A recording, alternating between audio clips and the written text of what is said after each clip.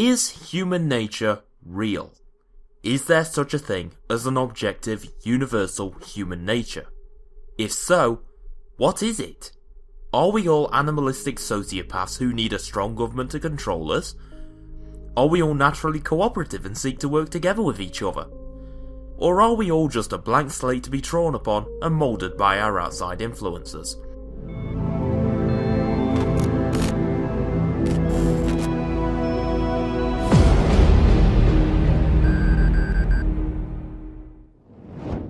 These are the three main schools of thought when it comes to the human nature debate: the Hobbesian, the Rousseauian, and the Lockean, respectively.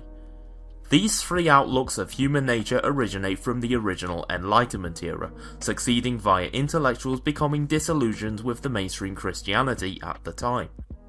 Traditional alchemy and philosophy, along with many other proto-sciences, were being replaced by modern science in areas where empirical evidence could be found. The Enlightenment era was a time of intellectual admiration, with our understanding of the world, culture and humanity growing from a rebellion against traditionalism and the socially conservative mindset of the medieval ages. Out of the Enlightenment came modern political theories such as liberalism, libertarianism, fascism and communism. These theories may have been under different names, as many ideas for, say, fascism originate through the human nature views of Thomas Hobbes, whose theories on human nature give justifications for fascist states to arise, whilst the ideas for communism come from Rousseau's view of human nature as a cooperative mindset which seeks strong community on a much more intimate level, held together by social interaction, not brute force. Just about any political ideology can be justified by using human nature and one's subjective interpretation on what one of these three philosophers was trying to say. It becomes as easy as saying your ideology is correct because of human nature being something which aligns to that. Marxists, fascists and capitalists, while all being different in believing how society ought to be organised, all commonly used the same justification for their positions. It's human nature, we are all naturally this way, so my ideology is right and everyone should live in this manner. But philosophy isn't about proving something objective, it is more a subjective interpretation of humanity backed up by theory, not hard facts. For the factual evidence, we have to turn to modern science.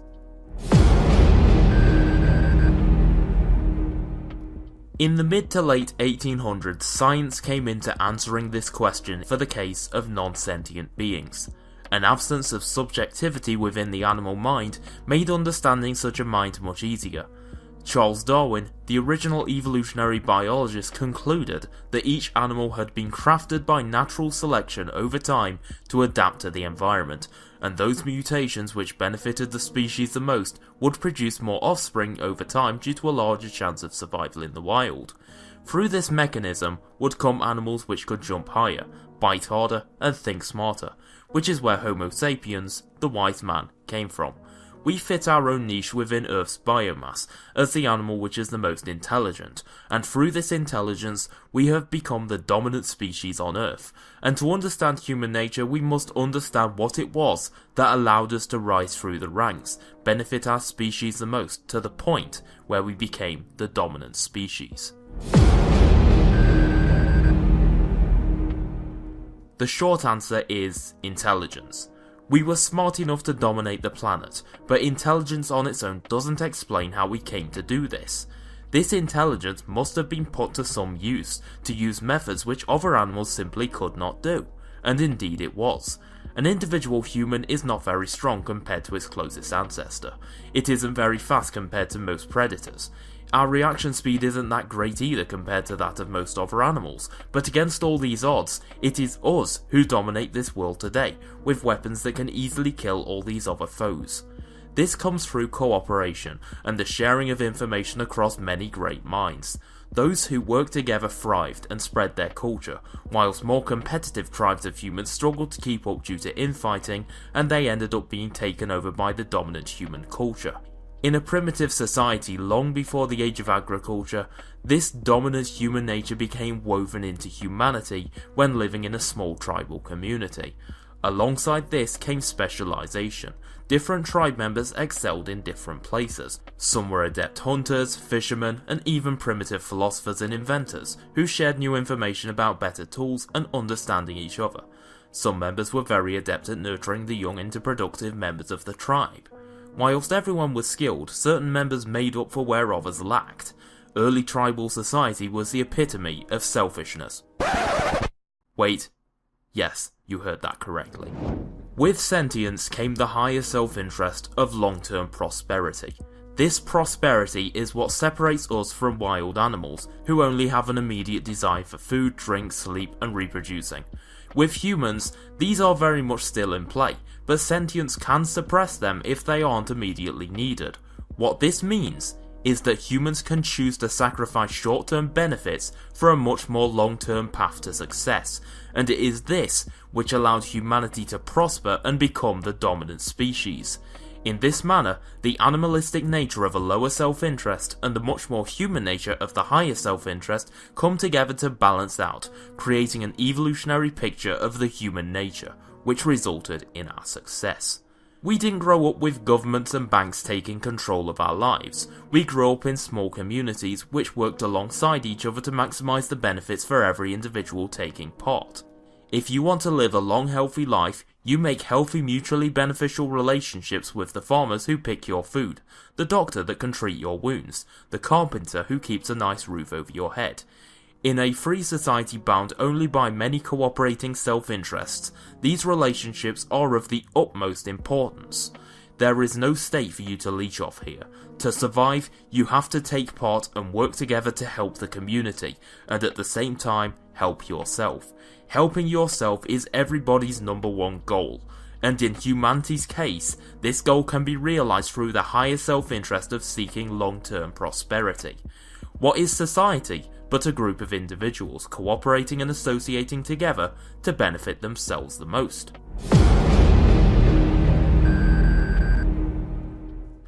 Through cooperation is how humanity survived to the present day. When you go out and talk to your friends, you are engaging in a mutually beneficial relationship, one which you might know as a friendship. Talking to your friends satisfies a need of socialization, as humans are social animals, requiring company and nurture all through their lives. Without this essential nurture, perfectly healthy babies are known to drop dead without warning. In 1944, such a study was done with 40 babies.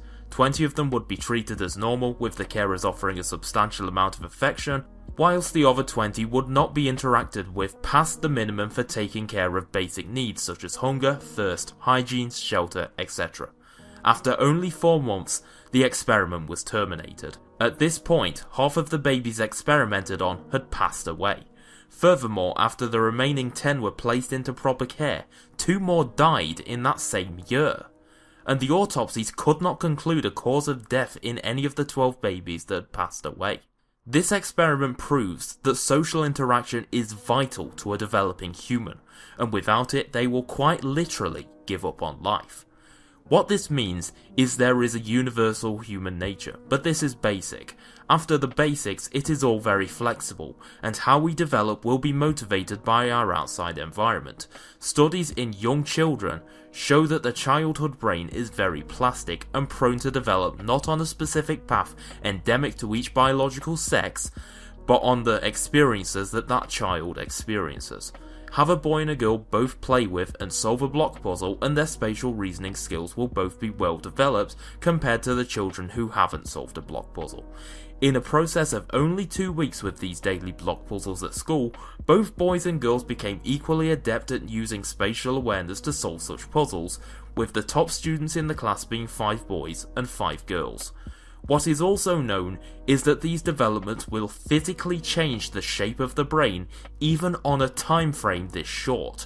Actually, in prepubescent children, the structure of the brain is moulded not by what sex the child is, but instead the activities they take part in. Prior to puberty, the only thing which distinguishes a boy from a girl is their undeveloped genitalia. Everything else from strength to their interests and specialization comes from the activities they engage in, assuming a perfectly able-bodied child. What all this means is that gender roles prior to puberty are purely constructed by society, and only after puberty, when estrogen or testosterone starts flowing, do many characteristics of each sex develop, as boys develop into men and girls into women. This can include certain behaviours seen as male and female. Men with higher testosterone levels are known to be more bold, assertive and commanding, whilst women with optimal estrogen will be more nurturing and empathetic, and this is why it is alright to accept gender norms in adults, as there is a biological argument for why men and women end up preferring different jobs. However, sentience must still also be accounted for. Whilst our hormonal levels will influence our decisions, they don't guarantee them, and experience through human development is as important or even more important to determining the journey an individual chooses to travel. Pink for girls and blue for boys is a construction of marketing, not evolution. Over time, advertisers have trained us to think in this manner in order to get more customers and reduce their competition by pushing toys which don't conform outside of the popularity sphere. This is a corruption of human nature, and it is an internalized behavior we unwillingly teach to our children, who will simply accept it. This internalizes conformity in young children, reducing their ability to think divergently and creatively, which before institutionalized schooling wasn't a problem for those with the financial state to engage in such innovative thought.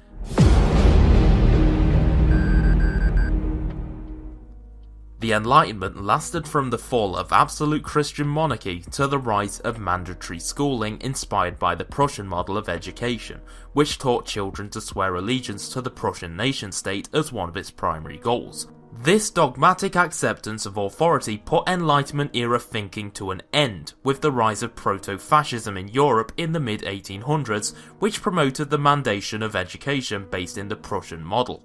These actions corrupted the human nature of the lower classes.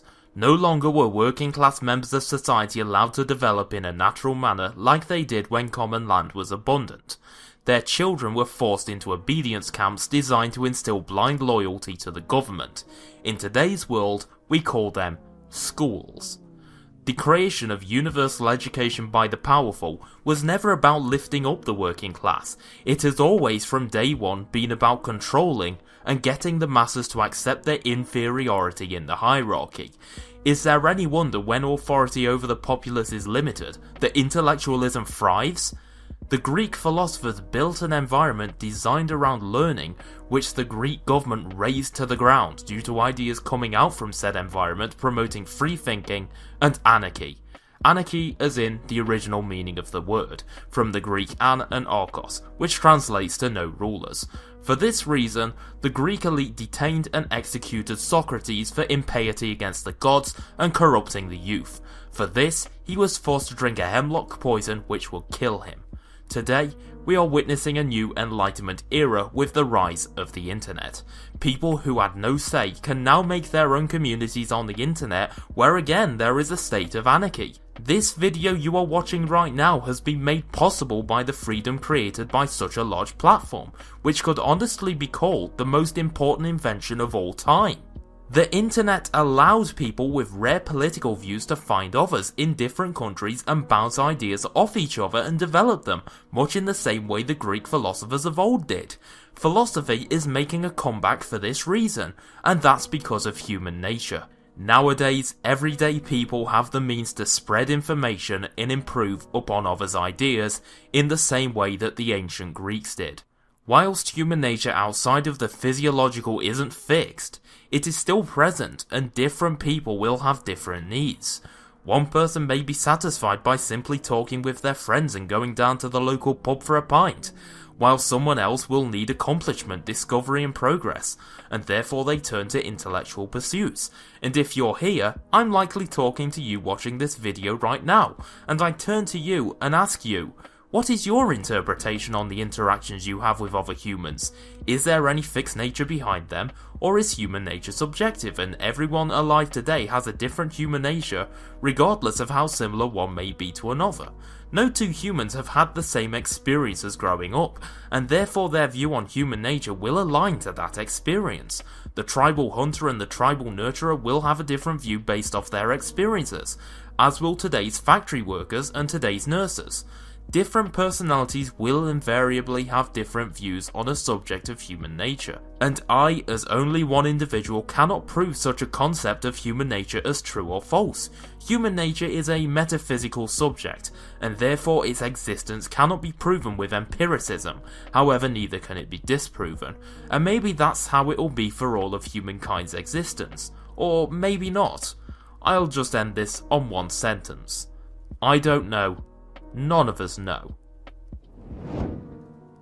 Thanks for watching this video. If you want to see more videos like this, then subscribe to my YouTube channel, click the bell icon because the subscribe button doesn't do anything anymore, and tell all your friends who may be interested in such material on YouTube. Thank you for watching, and thank you for travelling along the journey less travelled.